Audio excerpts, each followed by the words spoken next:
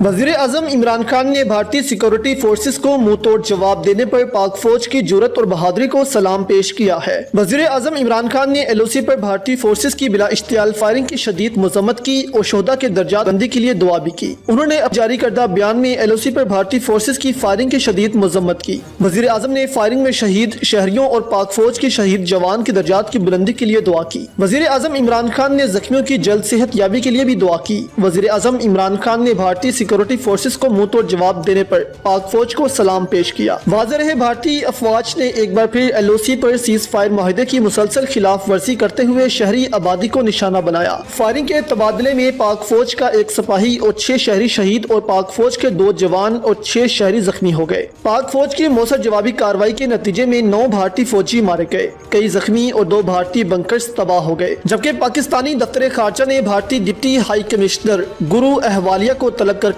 LOC की खिलाफ वर्जी और शहादतों के वाक़े पर शदीद एहतजाज करते हुए खबरदार किया है कि हम अपने मुल्क का दिफा करना जानते हैं। जबकि इससे पहले आसिफ गफूर ने अपने बयान में कहा कि भारतीय फौज की फायरिंग के जवाब में पाकिस्तानी फोर्सेस ने भरपूर तरीके से जवाब दिया, जिसके बाद भारतीय फोर्सेस ने सफेद झंडे दिखाए और अपने फौजियों की लाशें उठाकर ले जाने लगे।